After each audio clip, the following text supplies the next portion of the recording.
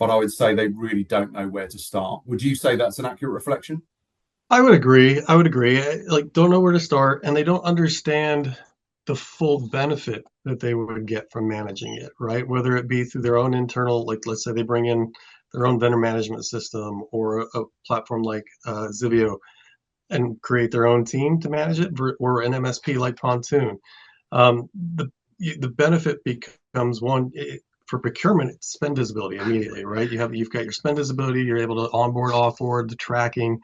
But what procurement I feel like often overlooks is the efficiencies you automatically gain within finance, within corporate security, within the time your business stakeholders have to put in to manage these, right? Because there's typically the management of a statement of work um, beyond procurement, signing the paper and giving it back over to your business stakeholder, all falls back on those folks, right? The onboarding goes back to security. The manager has to put in the requests. They have to, approve the invoices. They have to make sure everything's done in a timely manner.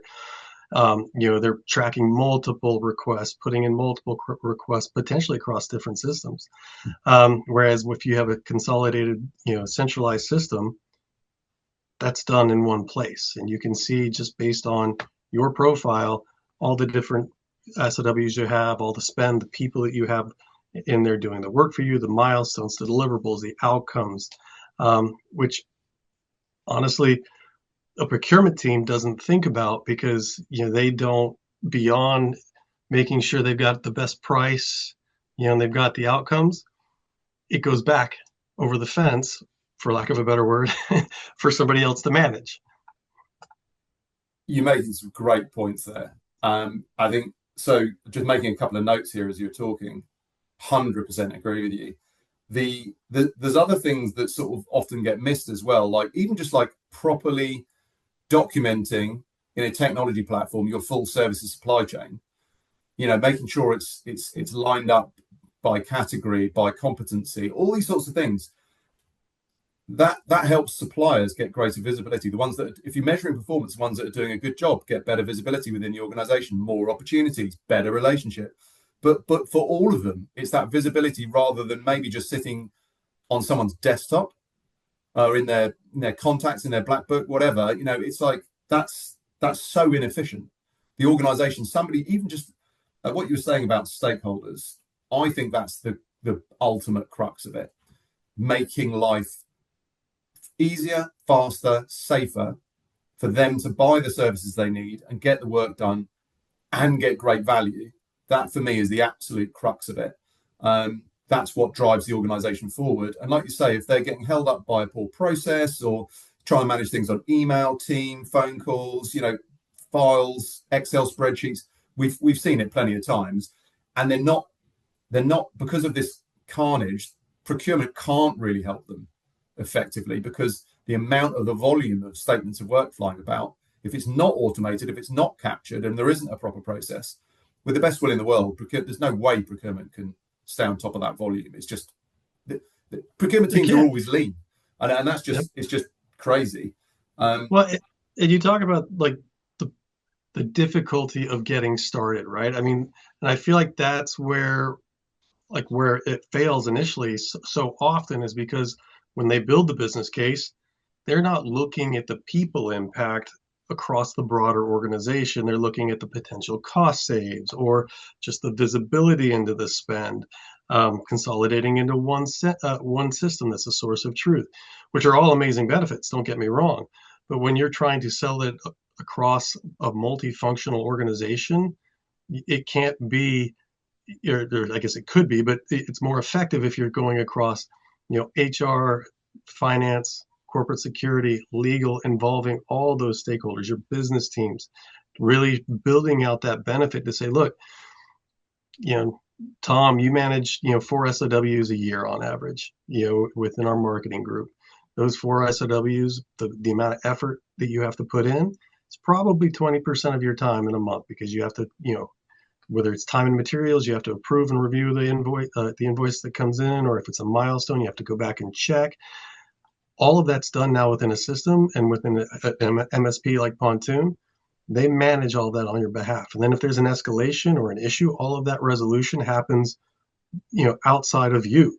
That it becomes more of a process that you don't have to deal with anymore. Finance doesn't have to chase invoices. Finance doesn't have to chase your internal stakeholders.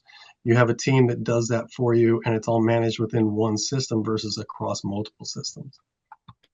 Yeah, it takes me back to that initial kind of point that I think is really interesting, as of you moving from kind of pioneer within an organization, running, being the internal kind of owner of that MSP and tech program, to becoming your position now, where you're effectively this transformation advocate that is enabling organizations to do this, going in and helping them solve the problem.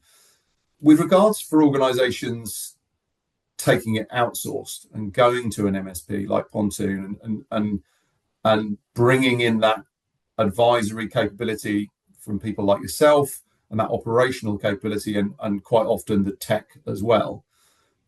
What was there maybe the MSP sounds like it was in place at Cox before you came in, but how do you see that stacking up in terms of the business case justification? Because a lot of organizations, like their knee jerk might be, oh, we can just do this ourselves. My immediate response to that would be, well, why aren't you? This is a serious thing that should be under control, and it isn't.